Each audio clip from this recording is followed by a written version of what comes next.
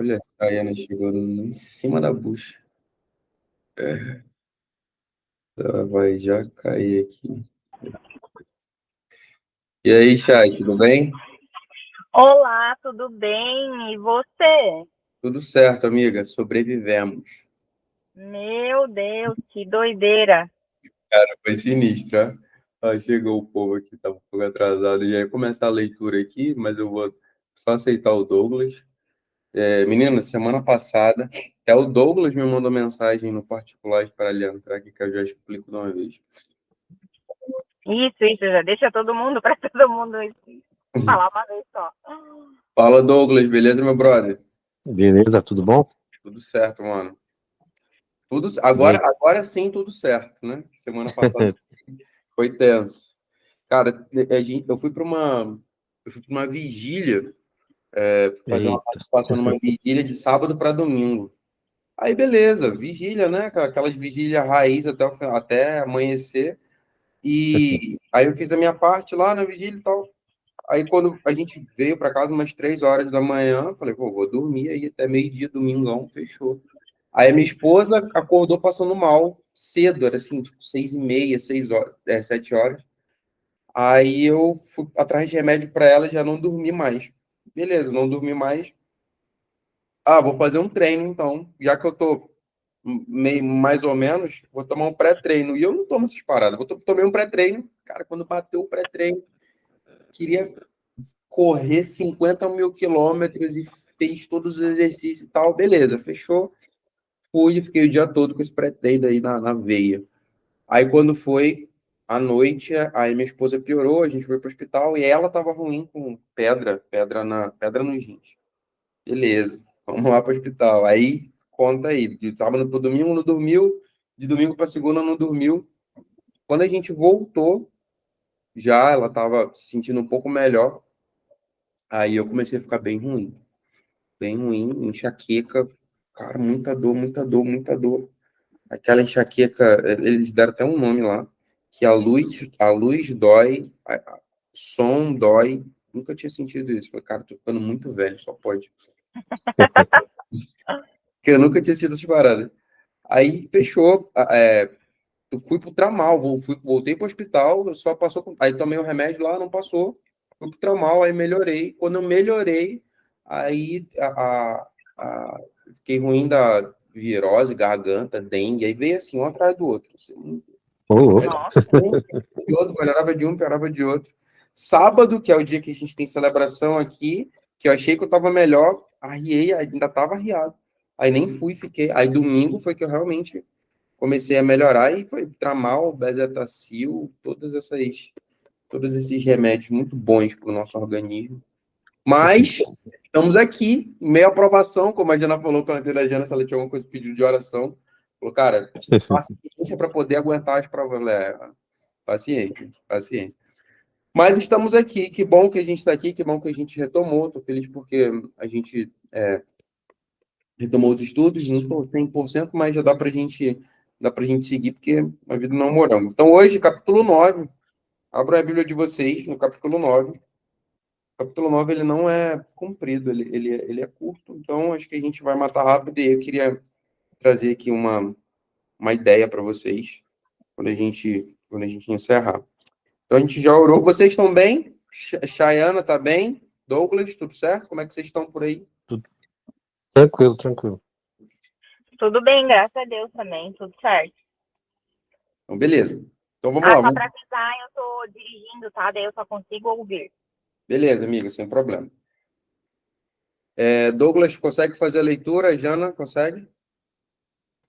Sim, sim, consigo. Beleza. Até liguei meu microfone aqui para Tá, então, beleza. ver melhor. Vou começar, então eu começo, aí vem Janaína, Douglas, e a gente vai fazendo esse rodízio aí, tá bom? Capítulo Ok. 9, Jesus ele cura um cego de nascença. Deixa eu dar um contexto bem rápido aqui para vocês do que vai acontecer. Guarda essa palavra, cego, cegueira, visão. Lembra que um dos recursos que a gente viu muito aqui no nossos estudos é a ironia, né? A ironia ela é um recurso bíblico para trazer ensinamento pra gente. Às vezes até algumas coisas, a ironia do absurdo. E esses dias eu estava lendo, comecei a ler, que é uma leitura um pouco mais difícil, Kierkegaard, que é um filósofo cristão, e ele fala sobre o conceito de ironia. Interessante. Então, aqui vai aparecer uma ironia, eu quero que vocês captem isso, porque talvez esse seja o maior aprendizado do nosso estudo de hoje, beleza? Então, vamos lá. Jesus curou um cego de nascença, capítulo 9, versículo 1. Enquanto prosseguia caminhando, Jesus viu um homem que tinha nascido cego. 2. Seus discípulos perguntaram: Rabi, por que esse homem nasceu cego? Foi por causa de seus próprios pecados ou dos pecados de seus pais? Disse Jesus: nem ele, nem seus pais pecaram. Espera um pouquinho. Mas. Espera um pouquinho, tá ruim aqui. Pode prosseguir aí, Hudson. Mas isso aconteceu para que o poder de Deus se manifestasse na vida dele. Todos nós devemos cumprir as tarefas que nos foram dadas por aquele que me enviou, enquanto é dia. Ele vai começar a brincar com alguns termos aí. A noite se aproxima quando ninguém pode trabalhar. 5. Mas, enquanto estou aqui no mundo, eu sou a luz do mundo. Vamos dar uma segurada aí. E aí ele vai falar esse termo, né? Eu sou a luz do mundo. Então, tinha um cara que era cego de nascença, e aí era comum, dentro da cultura ali deles, acreditar que quando uma pessoa nascia com algum tipo de deficiência ou com algum problema, é porque os seus pais tinham pecado. E aí Jesus ele vem e quebra vários paradigmas, inclusive esse. Fala assim, pelo contrário, vocês vão ver que tudo tem o seu tempo, e aí ele vai falar sobre dia, noite, para se manifestar a glória de Deus. E aí ele vai trazer esse termo, ele traz dia, noite, visão, e aí ele traz mais um eu sou. Lembra do que a gente falou, né, nos outros estudos? Que ele vai trazer vários eu sou aqui, né? Então, eu sou o caminho, eu sou a verdade, eu sou a vida, eu sou o pão, e aqui ele diz, eu sou a luz do mundo.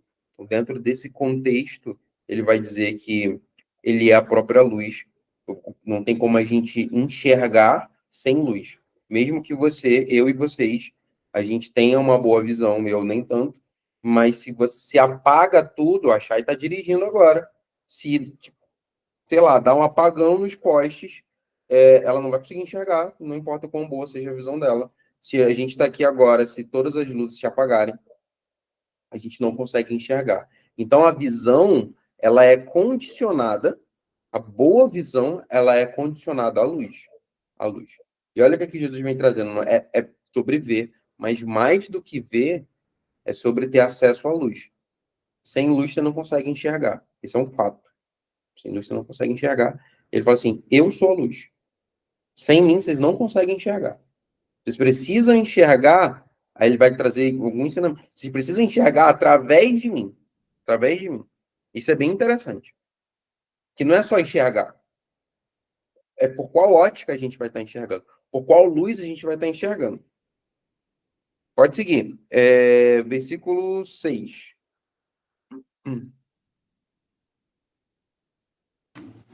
6. Depois de dizer isso, Jesus cuspiu no chão, misturou a terra com saliva e aplicou-a nos olhos do cego. Vocês conseguem perceber um eco aqui de Gênesis, né? Então, cuspiu no chão, fez lá de barro, colocou no olho do cego. Então, isso é um eco. E aí, tudo aqui conversa, lembra, né? Que isso aqui tudo conversa com o Antigo Testamento. Isso aqui está conversando lá com a criação.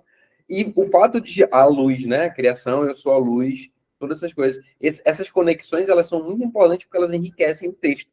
E aí, aqui a gente tem o eco direto de Gênesis, tanto de Jesus falando que ele é a luz do mundo, quanto dele agora, na formação do homem, ele trazendo de volta a essência, mostrando que ele veio fazer aqui. Só para eu entender, Douglas, vai conseguir continuar a leitura ou a gente continua aqui? Continue aí, Tiago, por favor. Beleza. Então vamos ficar intercalando aqui, Jana. E disse, vá lavar-se no tanque de Siloé.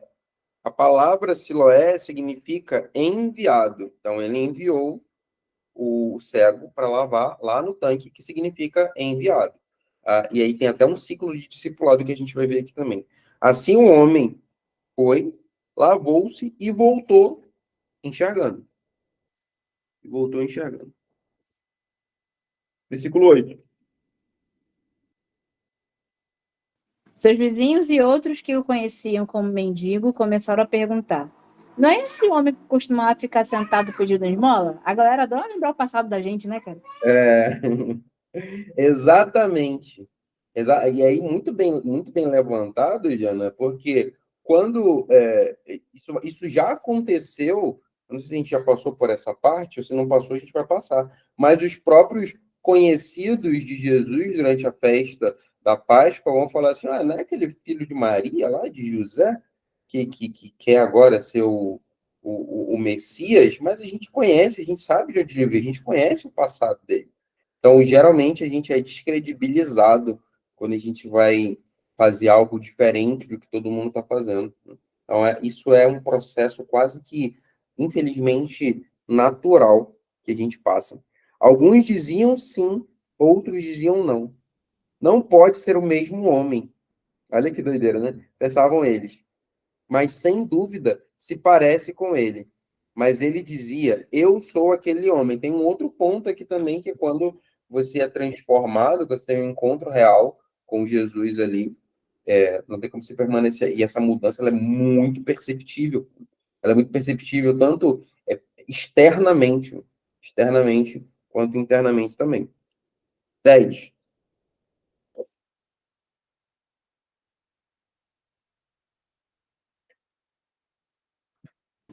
Qual versículo, gente? 10, amiga. 10. Não bate, não. Quem curou você? Perguntaram eles. O que aconteceu? Ele disse: um homem chamado Jesus misturou terra com saliva e colocou-a nos meus olhos. Depois me mandou ir ao tanque de Siloé, lavar-me. Eu fui, lavei-me e agora posso ver. 12. Onde está esse homem? Perguntaram. Não sei, respondeu ele. Doideira, né? Então, aqui dá a entender o texto que ele não sabe ainda muito bem quem é Jesus, e a gente vai ver agora na discussão agora dos fariseus, dos líderes, como que isso afetou e como que eles vão ser repreendidos por esse que não sabia muito bem quem era, mas o fato era muito claro. Ele não enxergava e agora ele enxerga. Ele não via e agora ele vê. Então, ó, Jesus é investigado pelos fariseus por ter curado no sábado. Aí eles voltam, procuram alguma coisa com a qual eles possam criticar Jesus. Chega a ser ridículo, né? Então, levaram o homem aos fariseus.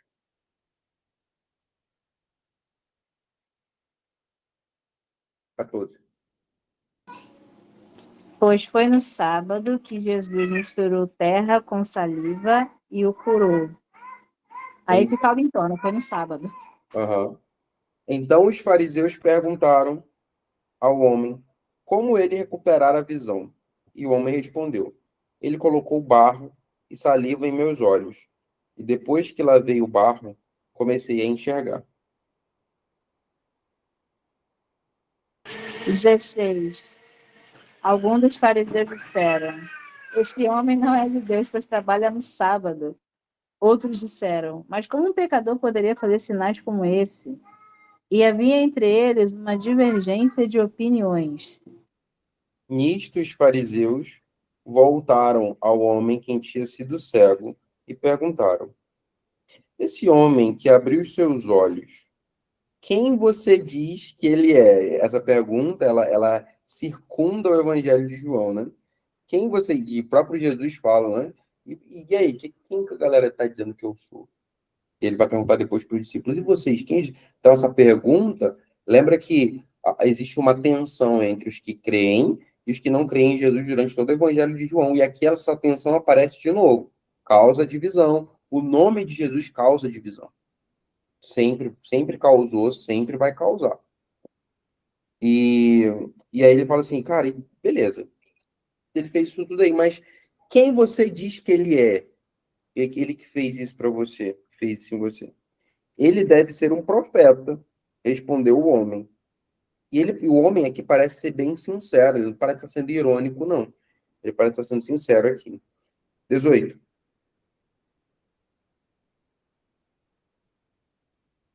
18. Uhum. Os líderes judeus se recusavam a crer que ele havia sido cego e estava curado. Por isso, mandaram chamar os pais dele. E perguntaram: Este é o filho de vocês? Nasceu cego? Se foi, como é que está enxergando agora? Os pais responderam: Sabemos que ele é nosso filho e que nasceu cego. Mas não sabemos o que aconteceu para ele sarar, ou quem fez isso. Ele tem idade bastante para falar por si mesmo. Perguntem a ele.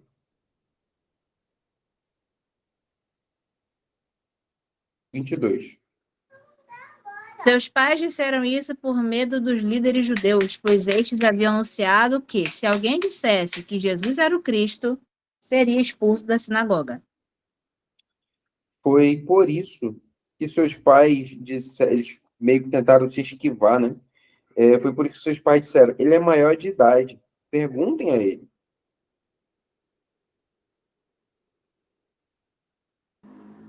24. 24. Então, pela segunda vez, chamaram o homem que havia sido cego e lhe disseram: Deus é quem deve receber glória por aquilo que aconteceu, pois sabemos que esse Jesus é pecador. Eu não sei se ele é pecador ou não, respondeu o homem. Porém, isto eu sei. Eu era cego e agora vejo. Estava claro. Estava claro, cara, não sei muito bem o que vocês estão falando, não. Eu só sei assim, ó, eu era cego, agora eu tô vendo. Simples. Simples. 26. Mas o que ele fez? Perguntaram. Como ele o curou? Parece que ele está começando a ficar meio bolado aqui com os líderes judaicos, né? E às vezes eu entendo. Ele fala assim: Olha, exclamou o homem, eu já contei tudo uma vez. Vocês não ouviram? Por que vocês querem ouvir outra vez? Será que vocês também querem se. Aqui ele usa um pouco de ironia. Será que vocês também querem se tornar discípulos dele? Com certeza não, mas ele joga isso e fala assim: não é possível, gente. Só. Eu já expliquei tudo aqui, vocês ouviram, vocês perguntaram dos meus pais. Eles falaram para vocês perguntarem de mim. Se perguntaram de mim é de novo as mesmas coisas. Eu já expliquei de novo. O que vocês querem? Vocês estão querendo virar discípulo dele? E ele deixa no ar. Aí eles ficavam bem bolados, né? 28. 28. Então eles o insultaram e disseram: Você é discípulo dele, mas nós somos discípulos de Moisés. Sabemos que Deus falou a Moisés, mas quanto a esse, nem mesmo sabemos de onde ele é. 30. Que coisa mais estranha, respondeu o homem. Ele curou meus olhos e vocês não sabem de onde ele vem? Ora, sabemos que Deus não atende pecadores, mas tem ouvidos abertos para aqueles que o adoram e fazem a sua vontade. Desde o princípio do mundo, nunca houve ninguém que pudesse abrir os olhos de uma pessoa que nasceu cega. Se esse homem não fosse de Deus, não teria conseguido fazê-lo. Você nasceu em pecado, gritaram eles, bem chateados. Quem é você para ensinar a nós? E o expulsaram. Tem uma coisa interessante aqui, que a palavra adoração que está aqui, eu nem sei como é que ela se escreve em grego, mas é proskainos, alguma coisa assim.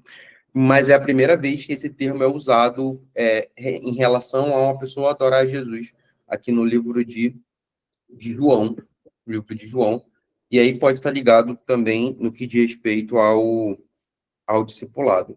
E o que acontece aqui? Esse embate deles parece ser bem truncado, assim, né? Então, cara, tipo assim, ó, sabe quando você está em discussão com seu cônjuge, ou com os seus pais, ou com os seus irmãos. Irmãos tem muito disso também, irmão de sangue, né? Quando você está discutindo ali e ninguém quer, não é uma discussão de ideias.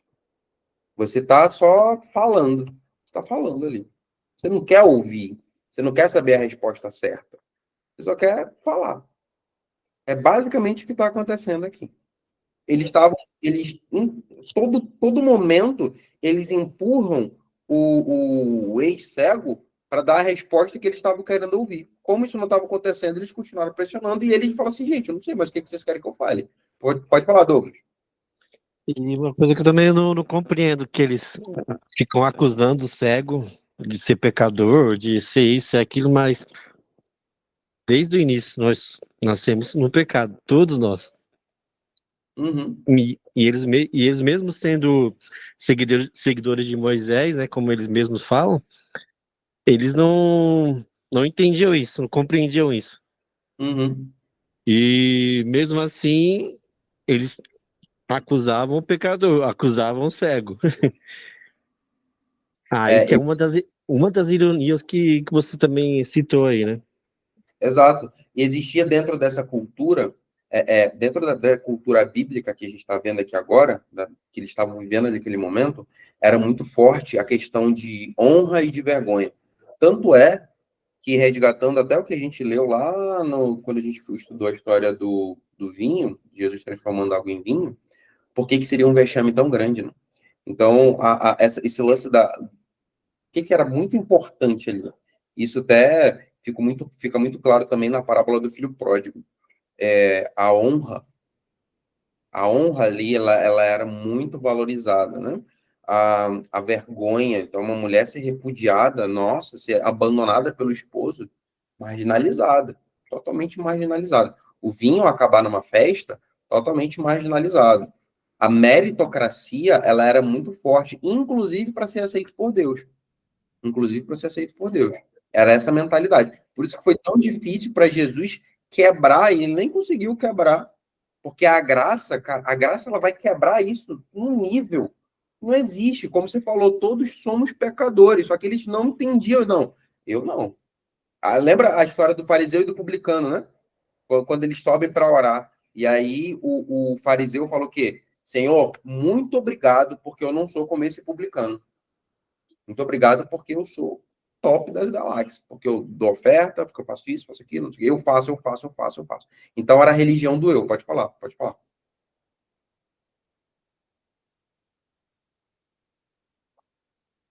Tá fechado o teu microfone, meu brother.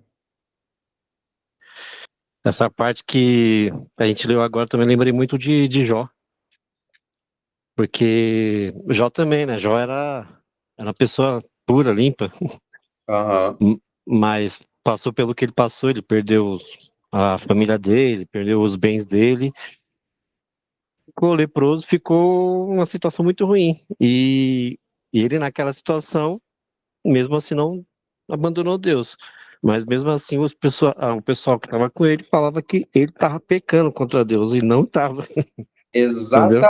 Exatamente. Por quê? Porque na cabeça deles era inadmissível para um judeu, e aí isso aí saindo um pouco da cultura bíblica e entrando no judaísmo, não só dos tempos bíblicos, mas até hoje. Vocês sabem, tipo assim, o judeu, a riqueza ela é um sinônimo da bênção divina para ele, né? Até hoje você vai ver os judeus eles são conhecidos por terem grana, que são abençoados, e eles acreditam que a dádiva divina, a grana está atrelada a isso. Então você é amaldiçoado se você passa, cara, você está em pecado. Esse é exatamente Exatamente. o discurso que os amigos de Jó levaram, né? Então a gente está, e aí, esse é o pano de fundo de tudo isso. Por isso que eles chegam e perguntam, quem que pecou, Jesus? Os pais dele pecaram? Não, não, galera. Não. Jesus fala assim, calma, segura o teu coração aí. Porque você. Aí, vamos lá. A ironia de Jesus falar, ó, eu sou a luz do mundo. Eu vou curar um cara aqui. E lembra o que Jesus faz, né? Jesus, ele é bem didático. Cara, isso eu acho muito fera. Jesus, ele é tão didático, ele fala assim, eu imagino, né, eu com a minha loucura aqui, Jesus fica pensando, cara, como é que eu posso explicar para aquelas cabeças de caixa d'água entenderem a salvação, a justificação pela fé? Como é que eu vou explicar isso se eles são tão cabeça dura que parece que eu vou estar falando com uma parede? Isso é Jesus pensando em décimos de segundos, né? E ele, beleza, já sei. E aí ele pega e mostra na prática. E depois vai explicando. Esse comportamento de Jesus, não sei se vocês já perceberam que ele se repete. Então, Jesus faz algo primeiro, faz, ele transforma água em vinho, ele multiplica os pães, e depois ou ele faz uma crítica em cima disso, ou ele explica. Geralmente as pessoas falam muito sobre as parábolas, né? Então, cara, tem muita parábola que é uma história com um objetivo final. Jesus pega e faz ao vivo. Presta atenção aqui. Olha o que eu vou fazer agora. Então, basicamente, nessa história, olha o que eu vou fazer agora e depois olha o que eu vou explicar, que é como ele vai fechar esse texto aqui. E ele fala assim, ó, eu sou a luz do mundo. Olha o que a luz do mundo vai fazer aqui agora. Aí várias conexões. Conexão com Gênesis, conexão com a criação, conexão com a cultura. Efésios também. Né? Se a gente se atenda um pouco para o que está acontecendo, a gente começa a fazer várias conexões bíblicas, lógico. Várias conexões bíblicas de outras coisas que Jesus já fez. E que mostram que ele é o Criador. Inclusive, ratifica que ele é o Criador. Aí volta lá para João capítulo 1, né? No princípio era o verbo estava com Deus e o verbo era Deus. E o leproso também, né? No começo de João também. Exato. E aí João, quando está escrevendo isso, ele está falando assim, galera, não tá aqui sei. Na cara de vocês não estão vendo. Tá aqui, ó. Ele está escrevendo isso aqui. E eu imagino agora João escrevendo.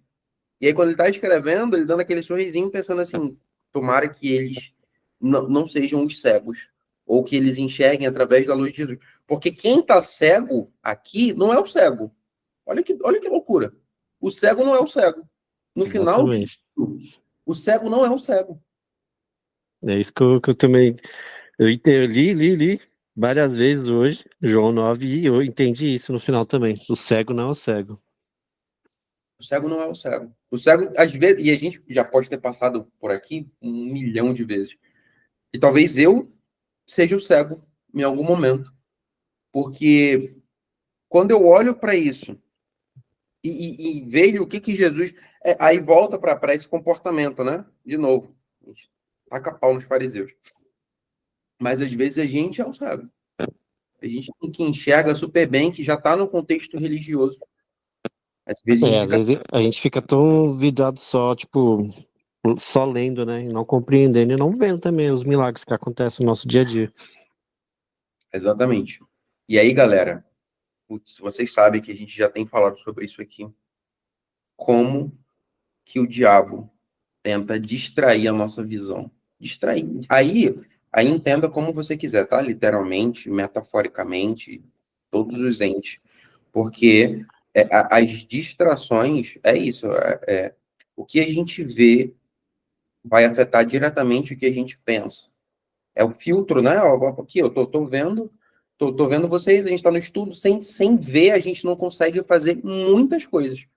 Mas a forma como a gente vai ver tudo é a forma como a gente enxerga o mundo, as situações, o nosso dia a dia. Por exemplo, cara, essa semana, desde semana passada, eu tava ruim, né?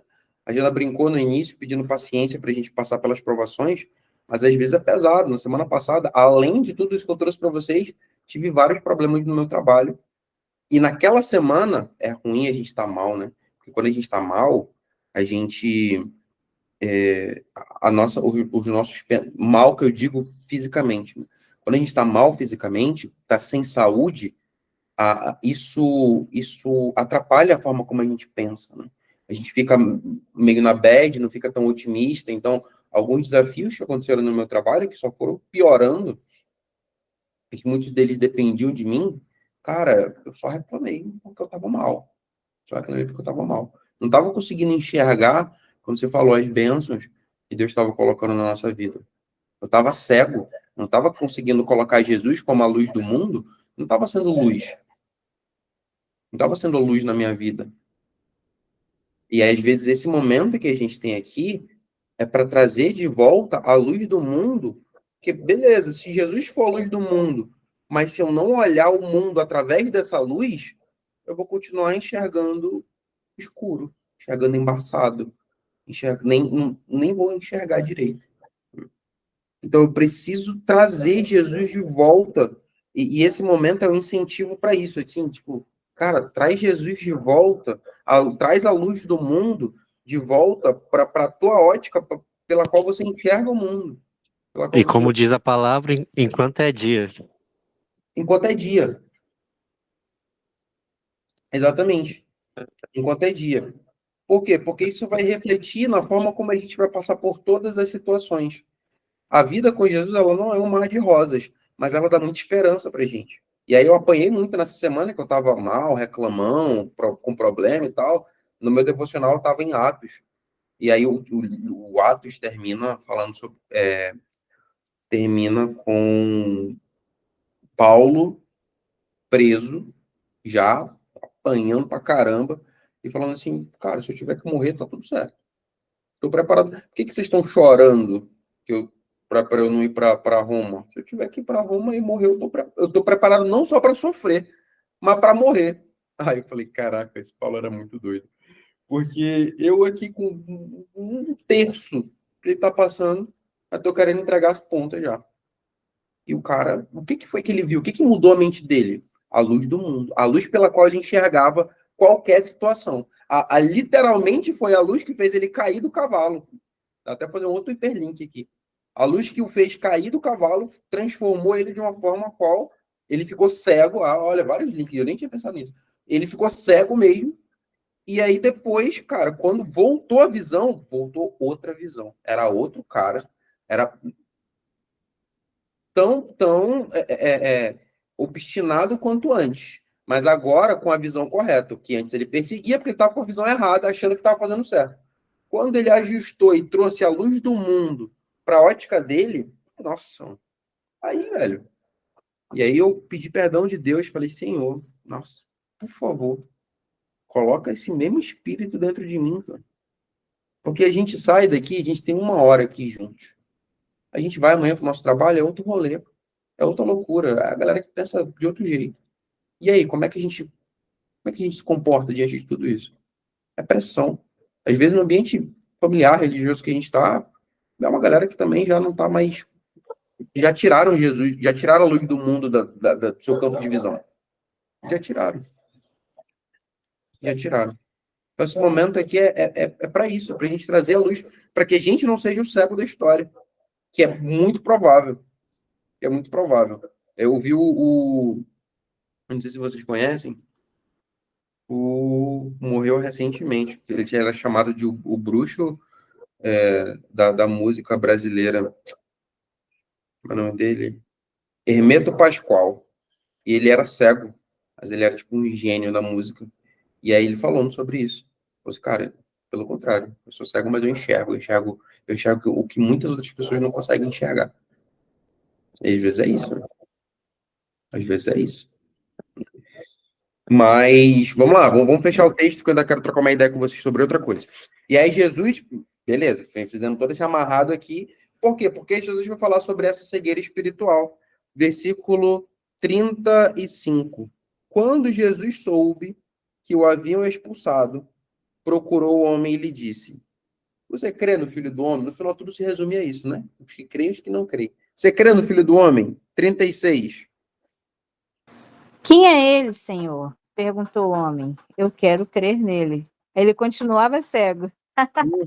Uhum. Você já ouviu, disse Jesus, é aquele que está falando com você. Aí a mudança dele agora, né? 38.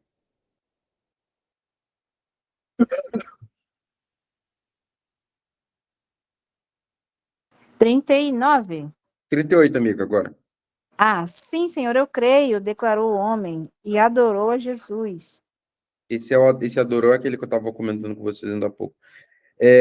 Então Jesus disse: Eu vim ao mundo para julgamento, a fim de que os cegos vejam e os que veem fiquem cegos. E aí, se eu pudesse colocar aqui um complemento, sendo bem audacioso, complementaria assim: ó, eu vim ao mundo para julgamento, a fim de que os cegos vejam e os que veem fiquem cegos do que realmente importa. Porque a gente enxerga, mas às vezes a gente deixa de enxergar o que os fariseus deixaram de enxergar aqui, o que realmente importava. É sério que eles estavam, tipo assim, já não pode porque era sábado. Não, você tá me zoando, né? Não, mas é porque o pai, não sei o quê. Não, fala sério, cara. Vamos falar do que realmente importa, que olha o que tá acontecendo, que tá na cara o fato. O fato. Então, ele veio trazer visão e deixar cego para aquilo que realmente importa, que no final de tudo é a ansiedade coletiva de todos nós. 40. Alguns fariseus que estavam por perto o ouviram e perguntaram: Você está dizendo que nós somos cegos? E aí Jesus termina falando esse capítulo. Se vocês fossem cegos, não teriam culpa de pecado, respondeu Jesus. Mas a culpa de vocês permanece, porque vocês dizem que podem ver. E aí ele deixa no ar. E Jesus faz isso. Por quê? Porque é para ficar em aberto. O que ele está falando aqui? Mas, cara, e aí parece que eles não entendem. O ex-cego agora compreende quem de fato é Jesus. E aí a galera fica assim, mas e aí, a gente é cego ou a gente não é cego? Não, vocês não disseram que vocês enxergam? Então, vocês não estão livres de pecado. Em que sentido? O que realmente importa. Aí, beleza, aí é a grande pergunta, né? Mas, Thiago, o que é que realmente importa? Essa é uma boa pergunta. Eu acho que o livro de João, ele está conduzindo a gente para responder essa pergunta. O que de fato, então, realmente importa? Né? Seguir a luz.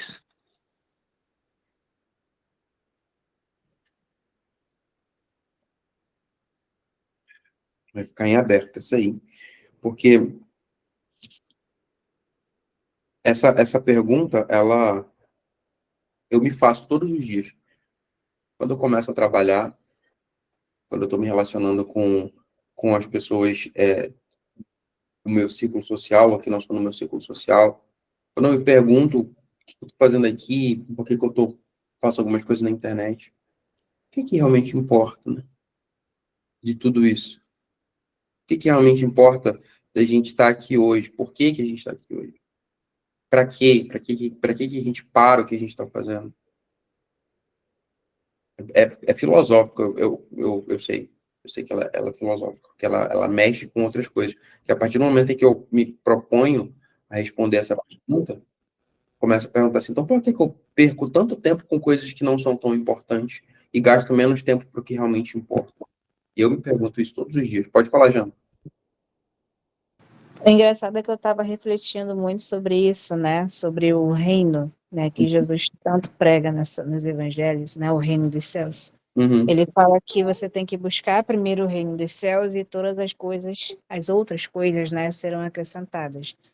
Mas uma coisa que quase as pessoas não entram em discussão, né? Quase não frisam, é que o reino tem que ser buscado, uhum, né? Jesus pode chegar a você, mas é responsabilidade sua buscar o reino dele. Na Bíblia não está falando que vai chegar para você sozinho se você ficar paradinho lá com a mão a receber. Buscar o reino é intrinsecamente necessário e importante.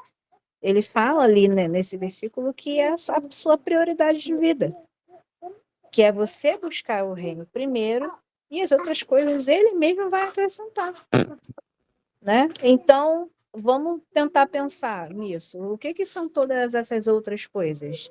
Saúde, trabalho, família, o que a gente preza até então, no que a gente acha até então que são coisas importantes, né? São outras coisas, mas são importantes. Mas prioridade é Sim, busca de reino.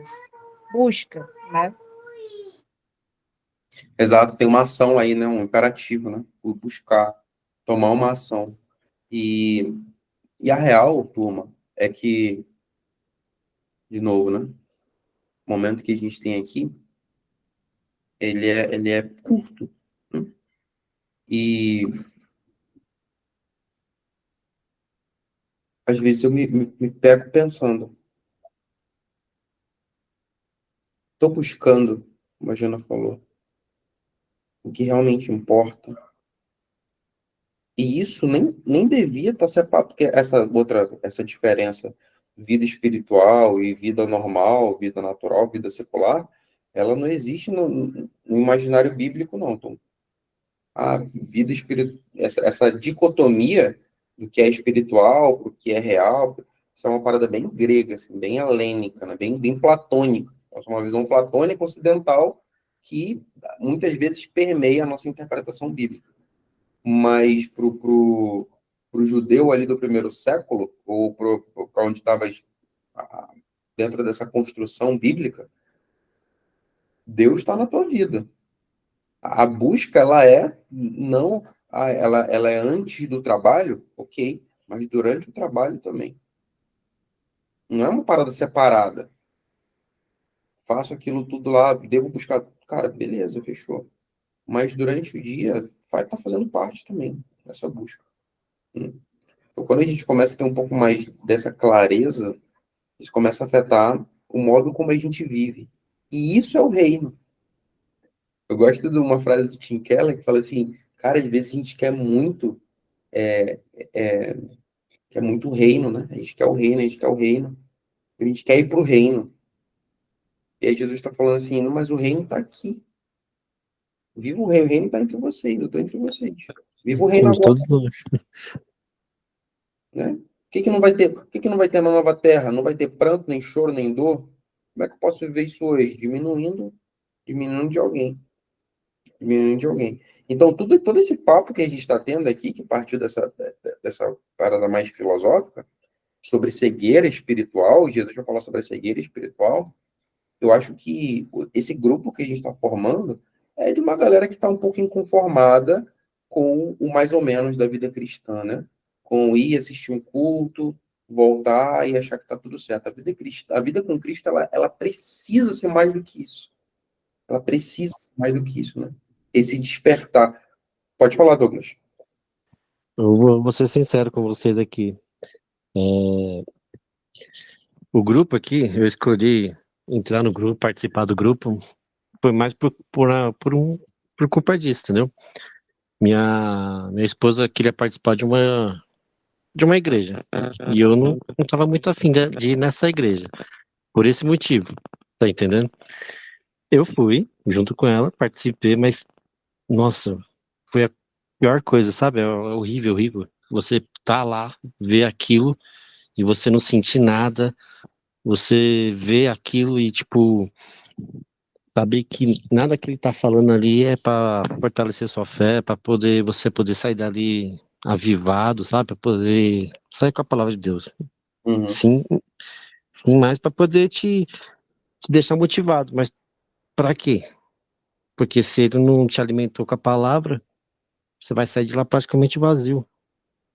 É por isso que eu entrei mais nesse grupo, para poder buscar ainda mais a palavra do Senhor, o reino, igual a Janaína falou, para estar junto de pessoas que querem participar do reino, querem estar junto no reino. E, igual você mesmo falou, não se conformar com o que está acontecendo no dia de hoje. Porque o que está acontecendo no dia de hoje é uma coisa que não é a realidade. E Deus quer na nossa vida. Não quer no nosso dia a dia. É isso, cara. Mas ao mesmo tempo, sabe o que eu acho? Está acontecendo um movimento do Espírito Santo em vários lugares do mundo, assim, vários lugares, de reavivamento, tá ligado? De pessoas que começam a ser incomodadas, se sentir incomodadas, que o Espírito Santo fala assim, velho, ou eu vou viver essa parada aqui de verdade, ou eu vou fazer outra coisa da minha vida, ou vou seguir outra coisa.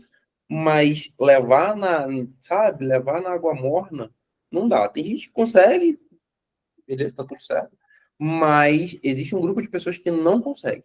E aí, isso para mim é o agir do Espírito Santo. Ele vai conectando as pessoas. Isso, inclusive, pensando sobre isso, né? Porque às vezes, e aí acho que vai casar muito, acho que, inclusive, ele guiou tudo isso que a gente está conversando aqui agora. E vocês, assim como eu, se sentem em algum momento sozinhos nessa caminhada, né? Sozinhos nessa caminhada cristã, onde você está buscando não ser mais uma parada d'água com açúcar, buscar de verdade. A gente tem as nossas limitações. Talvez uma coisa ou outra, a gente. E, cara, eu já falei isso no início, repito várias vezes. Não sou formado em teologia, eu sou alguém que ama Jesus e gosta de estudar. Mas posso me equivocar algumas vezes, a gente, na nossa interpretação aqui, mas a gente está buscando. A gente está buscando. Que eu vejo aqui que é comum. Todos nós estamos buscando. A gente está buscando aprender mais do Salvador. Está buscando aprender o que ele realmente quer falar para a gente. O que está na palavra. Vocês veem que o que a gente usa aqui, a gente usa a palavra. A gente conversa sobre a palavra. O que guia esse momento aqui é a palavra. É a palavra.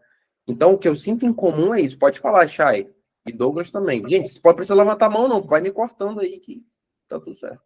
Ei, mas falando, né, dessa questão, principalmente de quem é formado em teologia, sabe o que eu observo, assim, e eu falo porque, meu Deus, eu tenho que, muitas vezes, até pedir perdão para Deus, porque eu tenho um colega no meu GP, que ele é formado em teologia, mas é de uma soberba, gente, que é insuportável, sabe, quase que...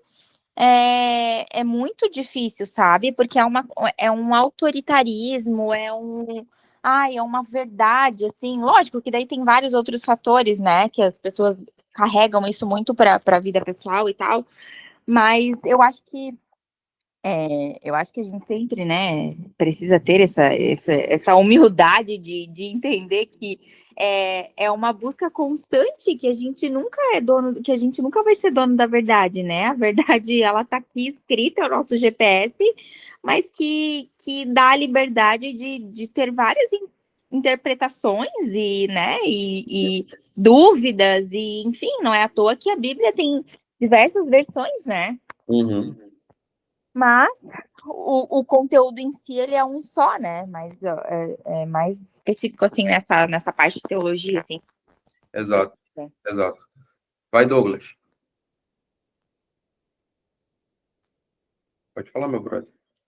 Ô, Chay, e é mais ou menos isso também que eu penso. Tipo assim, eu tenho pensamento, eu leio, compreendo aquilo que foi passado para mim, mas eu ainda tenho aquela dúvida. Aí, igual a vocês, eu gosto de escutar um ao outro para saber se o pensamento é o mesmo, se o pensamento é igual, entendeu? Para poder ver se está batendo aquilo que eu tô Tem coerência, em né? mente. Ou qual que é o nosso entendimento. Exatamente. Para saber se a gente está no mesmo caminho, na mesma trilha, entendeu? Mas eu acho que, assim, a dinâmica, principalmente desse nosso grupo de estudos, é essa: cada um contribui com um pouco que sabe e traz para uma realidade, e a gente acaba conversando, né, e chegando num denominador comum. Eu acho que esse é o maior intuito disso, né, desse estudo. Exato, exatamente. Exatamente. E aí tem um ponto, né? Por que eu criei tudo isso? Primeiro, inicialmente, uma vontade incontrolável de falar de Jesus com alguém, com as pessoas, e de alguma forma. E aí, beleza, isso já acontece aqui presencialmente, e queria talvez digitalmente também, e conectar com outras pessoas que também têm essa mesma vontade. E eu acredito muito que o Espírito Santo guia as coisas. Isso não exime a gente de estudar, lógico, mas eu tenho um princípio também de aprendizado coletivo. Então, quando eu tenho um feedback, qualquer tipo de estudo que eu faço, eu busco fazer isso aqui que a gente está fazendo. Estimular as pessoas a conversar, porque até mantém a atenção da pessoa que está, e tem que ser prático, cara. Esses dias, eu estava vendo, se a gente lê, estuda, sabe muito de grego, de hebraico, mas isso não transforma a minha vida, é inútil. É inútil. Então, a gente passa, Exatamente. a gente parte aqui de uma teologia prática, né? Com o que isso vai afetar na minha vida? Não, lógico que muitas coisas não são sobre nós, são sobre Cristo. Mas é como essas coisas que são sobre Jesus afetam a nossa vida, o nosso modo de viver. Então, dito tudo isso, o fechamento de tudo isso vocês sabem, ó, eu nem lembro como foi que onde foi que eu coloquei esses links, mas ó, a gente tem, e continua chegando gente no nosso grupo, mas aqui eu tenho um núcleo mesmo, que sempre tá, semana após semana, que são vocês. Tem uma Mas foi no Threads. no Threads, não é verdade, no Threads. E aí muita gente veio por curiosidade e tal, mas eu queria que a gente começasse a pensar num conceito de um grupo que estuda e que a gente tem muitas coisas parecidas aqui, muitos anseios, né? E compartilha as nossas dores, as nossas lutas, e às vezes a gente se sente sozinho nessa caminhada com pessoas que têm um pensamento parecido, que não queiram ficar discutindo, mas queiram. Eu tenho certeza que tem algumas coisas que a gente vai divergir em algum momento, mas o nosso foco aqui é no que nos une, que é a salvação em Cristo Jesus, e aprender mais sobre isso e sobre como isso afeta a nossa vida. Então, e dentro disso, a gente caminhar junto. Eu vejo que tem muita gente que tem isso, tem essa mesma ansiedade que a gente tem e está sozinha. E não consegue conversar isso com tem outras pessoas que estão na mesma vibe, né? Então, a ideia é que a gente transforme esse nosso grupo de estudos aqui. Primeiro, eu queria fazer uma limpa. Em que sentido? Pelos cálculos que eu estava fazendo, se eu não furar mais com vocês nenhuma terça-feira, a gente vai terminar João em dezembro. Vai terminar antes de virar o ano, né? Antes de virar o ano, e por mim a gente continua vendo outros livros, mas nesse conceito de caminhar junto, a gente transforme o nosso grupo de estudos em uma comunidade de pessoas que estão fazendo exatamente o que a gente está fazendo aqui. E lógico, pelo que eu vejo, cada um aqui é ativo, ou está buscando ser ativo dentro do que está fazendo. Porque o meu objetivo aqui com vocês é incentivar a gente a estudar cada vez mais, levar isso para a nossa prática e falar isso para outras pessoas, seja no GP, seja onde está frequentando, seja no trabalho, e aí ir espalhando isso. Então, uma parada bem saca? E aí a gente monta essa comunidade e a gente vai se ajudando, e quem for chegando, a gente tem um apoio aqui, sei lá, virtual para os nossos desafios diários. A gente pode marcar outros dias para fazer algumas reuniões de oração, e a gente vai vendo como é que isso vai se desenrolando. Mas a gente vai fortalecendo essa comunidade com um princípio muito básico, uma comunidade ativa. Então, cara, a minha ideia é, não sei se agora, mas daqui a alguns dias, a gente colocar um link de um novo grupo. E a gente deixa esse link lá por uma semana. E aí eu vou explicar tudo isso, vou explicar esse conceito e tal, para ir para esse novo grupo, quem realmente quer fazer parte dessa comunidade, aonde a gente vai, cara, espiritualmente cuidar uns dos outros e se ajudar dentro dessa caminhada cristã, para a gente progredir ainda mais. Se a gente se uniu pelo nosso desejo de aprender mais sobre Jesus, isso vai fortalecer agora e a gente se conhecer mesmo, conhecer mais sobre a vida um do outro, e caminhar juntos dentro dessa construção. O que vocês acham? Eu acho muito pertinente, eu acho que, nossa, isso faz muito sentido, faz total sentido, só tem uma consideração. Pode falar, amiga.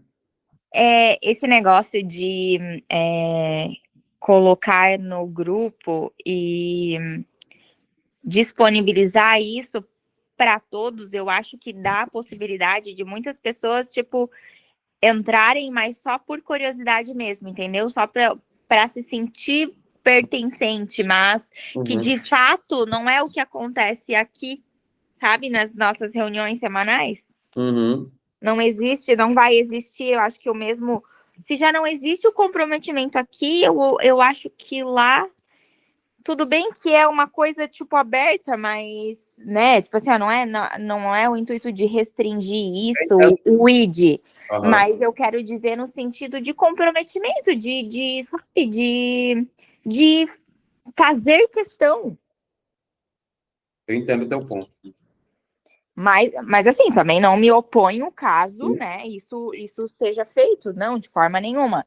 Mas eu acho que justamente pelo fato, assim, de querermos, né, desenvolver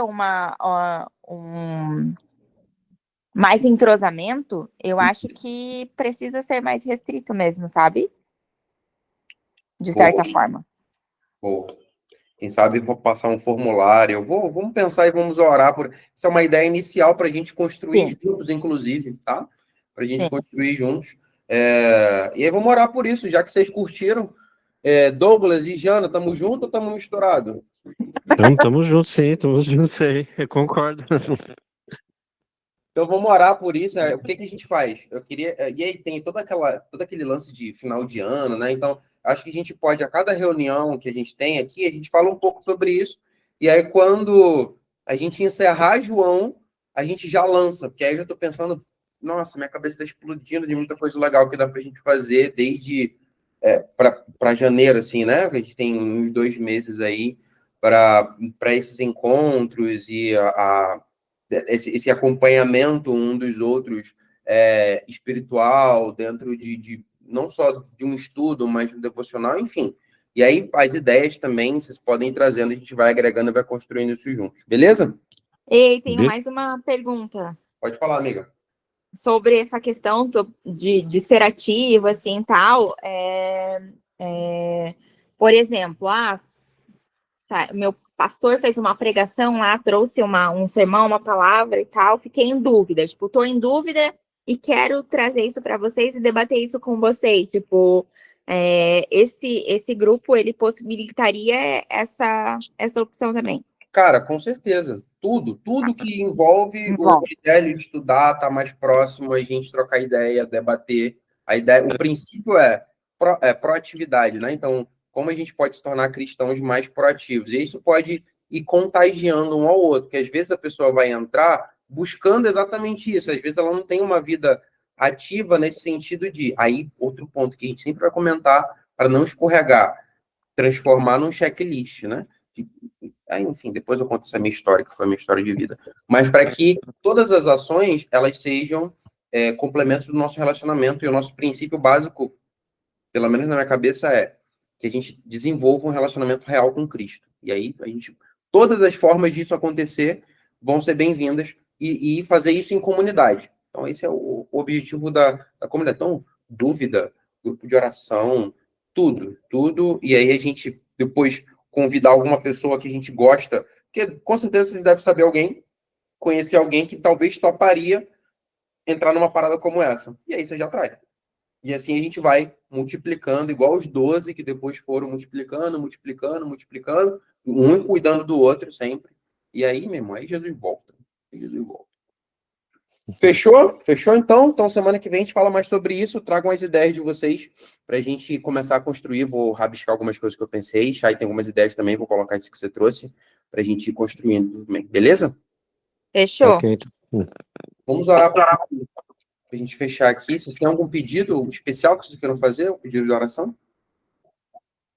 Quero, pelo meu trabalho. Eu quero também Na pela verdade. Transição. esposa do meu pai também. Você falou da transição, Chay, que cortou aqui. Isso, transição no trabalho. Tá bom? E pela esposa do pai do Douglas. E a Janaína já tinha pedido por paciência aí para. Eu peço isso também. E para que o Deus restaure 100% da minha saúde, que eu ainda estou uns 80%. Vamos orar. Obrigado, Deus. Obrigado por. Eu acredito muito que o teu Espírito Santo está agindo em vários locais do mundo nesse momento. E aqui eu consigo sentir a tua presença para que a gente faça algo que nos aproxime de ti pela nossa própria conta e não porque a gente tem que cumprir uma tabela, seguir uma agenda que nos foi imposta, mas é porque a gente quer fazer isso. Então, continua colocando esse desejo no nosso coração, mostra qual é o melhor caminho para a gente fazer isso. A gente quer compartilhar essa jornada até que o Senhor venha. Peço pelo trabalho da Chay, só sabe as dificuldades que ela passa ali, os desafios de transição, que a tua mão poderosa possa agir e que ela tenha sucesso nessa área da nossa vida que é tão importante. É tão importante que isso seja para glorificar o teu nome também. Cuida da esposa do pai do Douglas, que o senhor sabe qual é a situação, que tudo se resolva da melhor maneira possível também para a glória do teu nome. E como a Jana falou, paciência para todos nós, paciência e perseverança para os desafios que a gente precisa enfrentar. E eu te peço pela minha saúde, que eu estou uns 80% aí também. Você sabe que nesse próximo final de semana a gente vai ter algumas ações importantes, que eu preciso estar 100%. Então fica conosco durante essa semana, que a gente tenha uma semana abençoada, que tu sejas a luz do mundo na nossa vida, na nossa visão, que se a gente está cego espiritualmente, que esse movimento que a gente está criando aqui seja um despertar. É isso que nós te pedimos em nome de Jesus. Amém. É isso, turma. Passamos 7 minutos, mas valeu a pena. Então, orem por isso aí, que vai dar tudo certo e a gente vai se falando, beleza?